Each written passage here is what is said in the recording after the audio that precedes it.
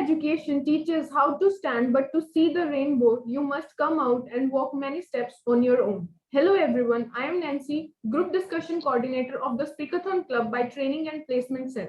Today we have gathered here to hold a group discussion on the topic, our education system needs some serious reforms. So let's not waste our time and get started.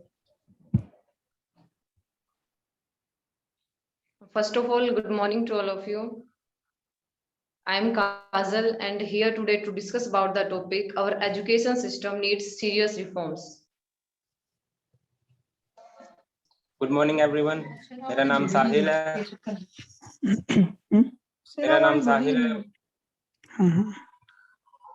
और मैं गुरु जम्बेश्वर विश्वविद्यालय के BSc chemistry department के अंतिम वर्ष का छात्र हूँ। और आज का हमारा जो टॉपिक है जिस पर हम चर्चा करेंगे वो है our education system needs serious reforms.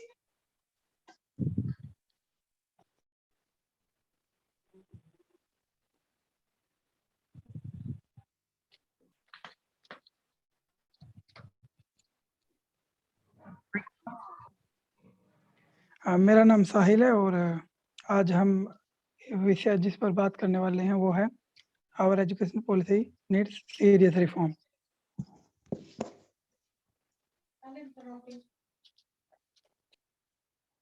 Good morning to all, myself Ashish, and today in this GD we discuss about a serious topic, that is our Indian education system needs serious reform.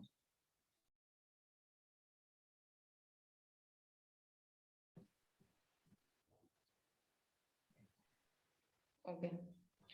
It's not the beauty of building at which we should look, but it's the construction of foundation that will stand the test of time. And here it's only and only the education which is the foundation for any sector, for any field. And here I will be talking about the statement that our education system needs serious reforms.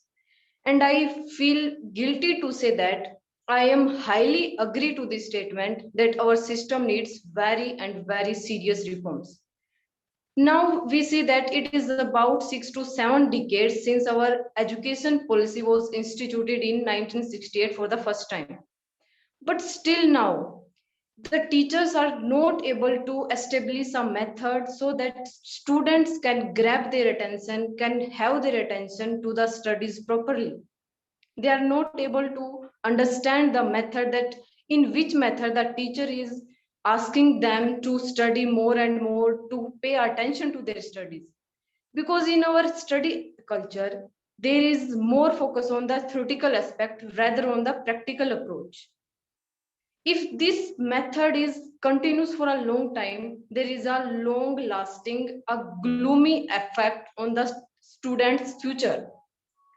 We should more inculcate the practical aspects in our study, because until or unless these practical aspects are absent, we can't think of our future bright. Because ultimately this practical approach is implemented in every field. Theoretical aspects are just very less. And one more fact here is that if we are able to have more practical knowledge, then there is a chance of development of scientific temperament between students. Because nowadays we see that we have millions of population and millions of youth is undergoing or pursuing the science degree. But yet we are seeing a few scientists, a few researchers. What's the fact? Because there is a lack of also the consideration of government behind this. There is a less encouragement in education sector. There is a less encouragement in research areas. And we all know that for a long time, India is becoming one of the largest importers of the technology. And think the idea, if we have our own researchers, our own scientists, then we would have our own indigenous technology. Then we don't need to import that will cost very high to a country. So I would suggest that government or any kind of autonomous body should start or should initiate the many campaigns so that awareness about the research, awareness about the education can be made throughout the society. Thank you.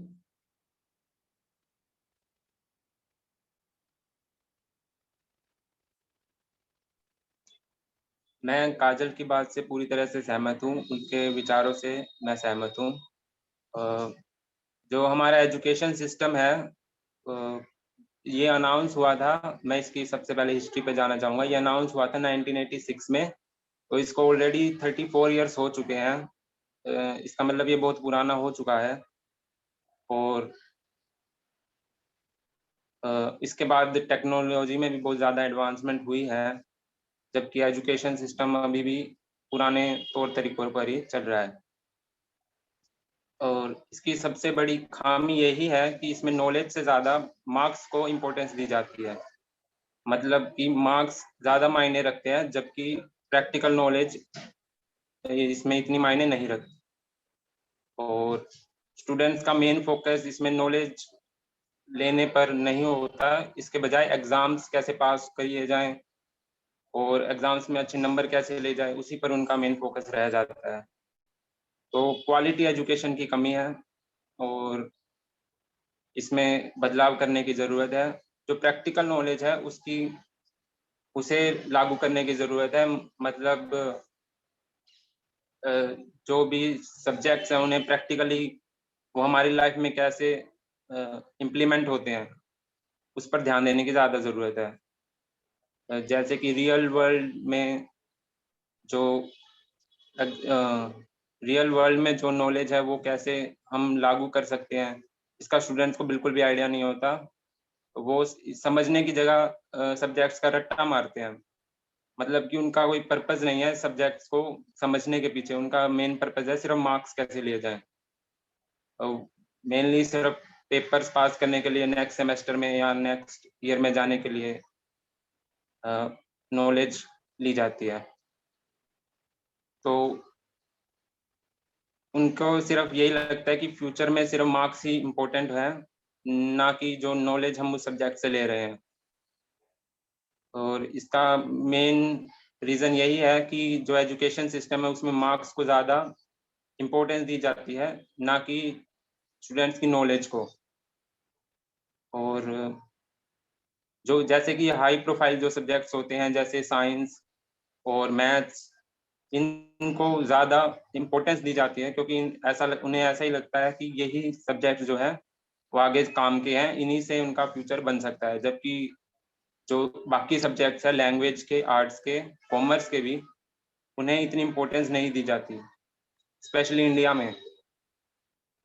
तो इसका main reason तो यही है कि education system ऐसा हो गया है, इसमें जो साइंस और मैथ सब्जेक्ट्स हैं इन्हीं को ज़्यादा प्रेफरेंस दी जाती है।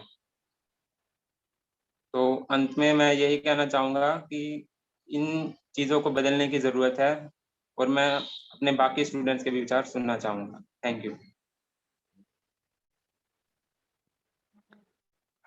जैसा कि साहिल ने कहा कि प्रैक्टिकल नॉलेज की कमी तो है ही, जाहिर सी बात है हमारे सभी विषयों पर यहाँ तक कि मैथ्स में भी फॉर्मूले हम डिराइव करते हैं, जो कि कहीं पे एक अच्छी बात भी हो सकती है, क्योंकि इससे हमारी एक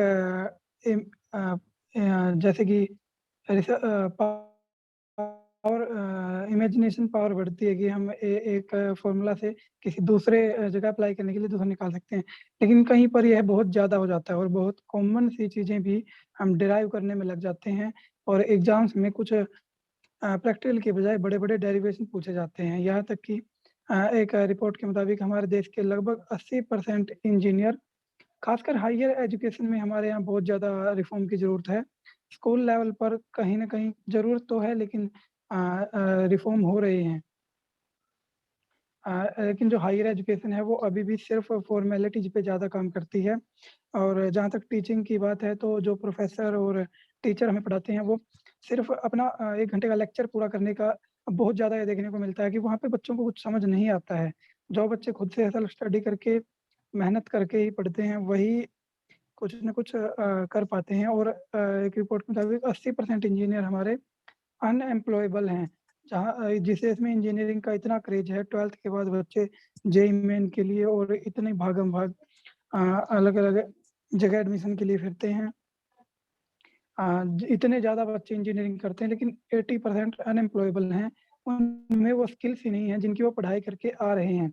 उन्हें खुद को नहीं पता होता कि वो क्या पढ़ रहे हैं, और at the end one night before exam इस तरह की बातें हमें सोशल मीडिया पर मीम्स के रूप में देखने को मिलती है। यही हमारी सच्चाई भी है।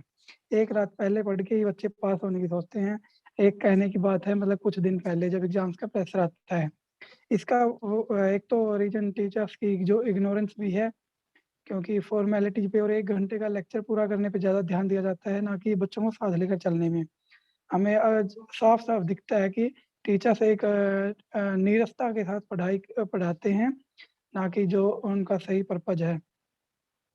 और जहाँ तक स्कूल एजुकेशन की बात है, वो इस वजह से भी है कम है, क्योंकि जो प्राइवेट स्कूल्स हैं वो टीचर्स को बहुत कम पे करते हैं। उनको जितना काम करना पड़ता है, देखो टीचिंग एक ऐसा प्रोफेशन है जिसमें रोज़-रोज़ वही काम, वही पढ़ाई और हर साल वही साइकिल रिपीट, तो एक समय के बाद टीचर का इंटरेस्ट उसमें से गायब हो जाता है। और ऊपर से अगर उन्हें सैलरी भी अच्छी नहीं मिल रही होती, तो ऐसे में वो इतने इंटरेस्ट के साथ, इतने एंथुसियाज़्म के साथ बच्चों को नहीं पढ़ा पाते, यह भी एक रीज़न है। और यही सब बातें मैं कहना चाहूँगा, और अब आशीष बोलेंगे। मैं अपने सहपाठियों से पूरी तरह से सहमत हूँ। जहाँ तक हमारे एजुकेशन सिस्टम की बात है, जैसे हम कहते हैं कि समय के साथ हमें भी बदलना चाहिए, वैसे ही हमारे एजुकेशन सिस्टम को भी बदलना चाहिए। मेरे साथी ने बताया था कि 34 साल हो गए हमारे एजुकेशन सिस्टम को, तो मैं मानता हूँ कि इसमें ज़रूरत है कि इसमें चेंजेस आएँ। हम तो नहीं थे, क्योंकि वही है, सब सिस्टम ऐसे है कि धीरे-धीरे ये सब काम होते हैं। तो मैं चाहता हूँ कि एज़ ए इंडिविजुअल हम कुछ ना कुछ अपनी तरफ से करें। मेरे माइंड में तो एक ही इसका सॉल्यूशन आया था कि हम क्यों ना अपने, जैसे अब हम एमएससी में हो जाएँगे, तो हम क्यों अपने स्टूडेंट्स को ही पढ़ाएँ? बीएससी को हम ही अपना पढ़ाने की ट्राई करें। ये एक सॉल्यूशन हो सकता है, जिससे कि वो जब हमारी स्टेज में आए तो उन्हें हमारी भी नॉलेज हमसे ज़्यादा हो। ये हम कर सकते हैं। टीचर्स को मैं ब्लेम नहीं कर सकता कि वो अच्छा नहीं पढ़ाते। टीचर्स अपना 100% देते हैं। कहीं न कहीं हम हमारे अंदर भी ये आदत कह लो या फिर एक सोच कह लो, ये हो चुकी है कि हमें जॉब के लिए ज़्यादा वो करना पड़ता है, कि हमें जॉब चाहिए। जॉब मिलना ज़्यादा ज़रूरी है, ना कि नॉलेज। क्योंकि नॉलेज को, वही बात है, अगर आपके पास नॉलेज है तो वो जॉब लग ही जाएगा। लेकिन अगर जॉब की कमी है तो फिर वही बात है कि अपना स्टडी या तो ले दे के करना पड़ता है या फिर अपना बिज़नेस करना पड़ता है। स्टडी को बहुत इम्पोर्टेंस देनी चाहिए, लेकिन यहाँ दे ही नहीं जाती। सबसे पहले तो हम जब क्लास में जाते हैं तो यही होता है कि भई यहाँ का टॉपर कौन है? ये टॉपर है, इससे टॉपर आगे आना है। ये नहीं होता कि भई आप अपनी नॉलेज गेन करो। हम अपने फैमिलीज़ में देखते हैं कि एग्ज़ाम्पल दिए जाते हैं कि वो टॉपर है, ये टॉपर है, वो ये करना है, वो करना है। कोई ये नहीं पूछता कि बेटा तू क्या करना चाहता है या फिर तेरे में क्या टैलेंट है। अगर ये बात हो जाए ना स्टार्ट कि भई हाँ, आप आपके पैशन को फ़ॉलो करो, आप इसमें इंटरेस्ट है, तो एजुकेशन सिस्टम अपने आप ही सुधर जाएगा। भीड़ के साथ चल रहे हैं सभी, जो भीड़ जहाँ जा रही है वहीं चल रहे हैं। और प्रैक्टिकल नॉलेज मैं मानता हूँ कि ज़्यादा इम्पोर्टेंट है। जहाँ तक हम थ्योरेटिकल पढ़ते हैं, वो बस वही रटी-रटाई बात है। आजकल के इंजीनियर ऐसे हैं कि इलेक्ट्रिकल इंजीनियर जिन्हें बल्ब लगाना नहीं आता, लेकिन उसके बारे में पढ़ा है उन्होंने कि इलेक्ट्रीशियन क्या करता है, कहाँ से क्या होता है।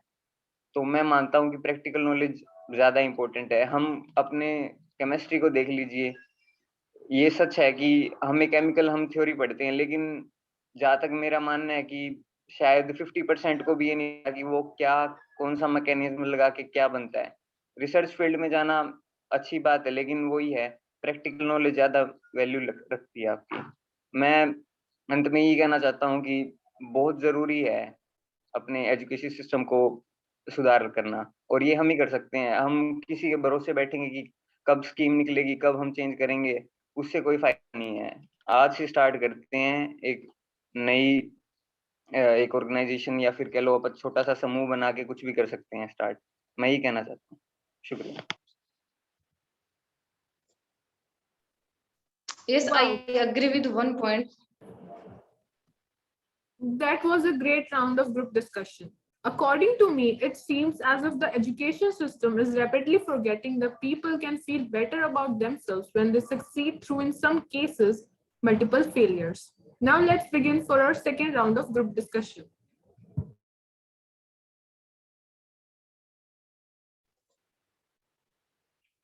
Yes, I agree with one point which Asi said, that there is a lot of crowd in education sector. Means there are a lot of people who don't want to pursue education. They have some different ambitions. Means they want to go to another field. But our society culture is such like that they are not able to convey their feelings to even to their parents, that we don't want to go to this field, we want to go to other field. But they are not able to. They just follow the tradition and inculcate their students only this education culture. And due to this, our culture is not becoming efficient. It is degrading continuously from a long time.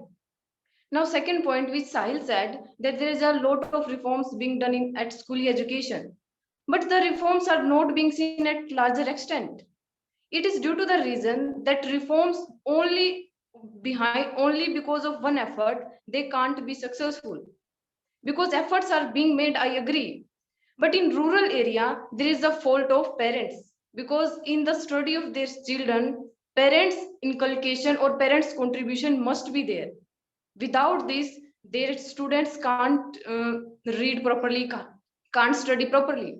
Because in private schools, we see that the student we study in those schools, their parents highly ask their teachers weekly or monthly that how my children is studying, how he is studying, how she is studying.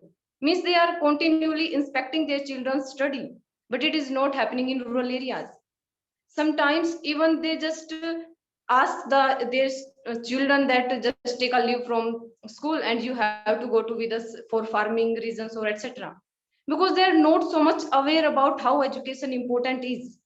They are not aware about it. And it is in Haryana we see that there are a lot of children who go to schools, but in other areas outside our state, even today there is a, even in lakhs, key people are underprivileged. They are not even getting this fundamental right to education, and it is the ground reality, and it is the largest failure of our education system. So I would say one point here, that parents must give their contribution to their children's study, so that they can aware them about that how it is going, how it will be going to future if they focus on the study now.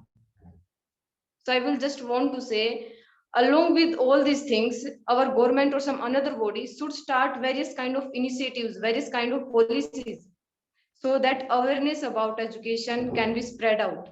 Because we always see weekly or monthly there is a financial policy, there is a manufacturing sector policy, but we never see a kind of a campaign for education, a campaign for education like any activity. There is nothing like this. That's why awareness is very less among society about education. Thank you.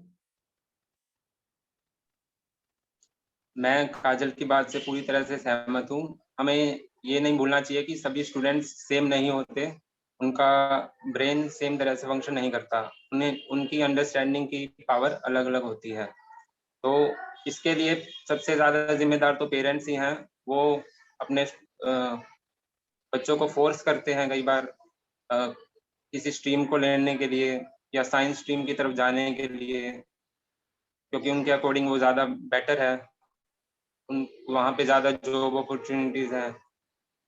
और इसके अलावा teachers का भी इसमें role रहता है, क्योंकि teachers एक तरीके से सेकंड पेरेंट्स की तरह ही होते हैं। तो वो भी टाइम टू टाइम अगर स्टूडेंट्स के साथ इन चीज़ों पर बात करें, और ना सिर्फ जो सब्जेक्ट नॉलेज है उसके अलावा जो बाकी नॉलेज है उस पर भी ध्यान दें, तो मैं समझता हूँ कि स्टूडेंट्स के लिए बेहतर होगा। क्योंकि स्टूडेंट्स को मेन तो यही लगता है कि जो पूरा उनका सेमेस्टर है या पूरा उनका साल है, वो एक 3 घंटे के पेपर पर ही डिपेंड करता है, और अगर उसमें वो अच्छा नहीं करेंगे तो वो पीछे रह जाएँगे। तो इसमें बदलाव करने की ज़रूरत है। तो इसमें मेन जो बदलाव किया जा सकता है वो टेक्नोलॉजी का है। हमारी शिक्षा नीति इतनी पुरानी हो चुकी है कि इसमें टेक्नोलॉजी का रोल अब लाने की ज़रूरत है। और जैसा कि केरला का एग्जांपल ले सकते हैं, वहाँ पर इंफॉर्मेशन टेक्नोलॉजी को एज अ सब्जेक्ट स्कूलों में पढ़ाना शुरू कर दिया है, और इसके अकॉर्डिंगली गवर्नमेंट ऑफ इंडिया ने भी पॉलिसीज लागू की हैं, और बाकी जो स्टेट्स है वो भी इससे सीख रही हैं। जैसे कर्नाटका, गुजरात, महाराष्ट्र जैसी दूसरी स्टेट्स है जो इससे सीख रही है और इंफॉर्मेशन टेक्नोलॉजी का इम्पोर्टेंस समझ रही है एजुकेशन सिस्टम में। और अंत में मैं यही कहना चाहूँगा कि शिक्षा हमें तब तक याद रहती है जब तक हम उसे अपने जीवन में लागू कर सकते हैं, और अगर हम इसे लागू ना करें तो हम इसे सिर्फ सीख कर भूल जाएंगे। धन्यवाद।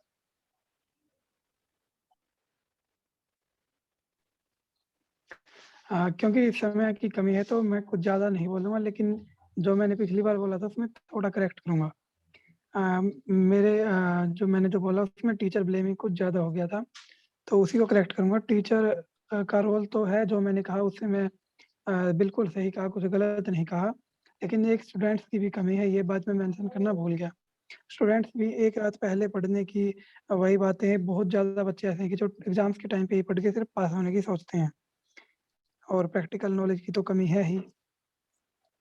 साथ ही साथ और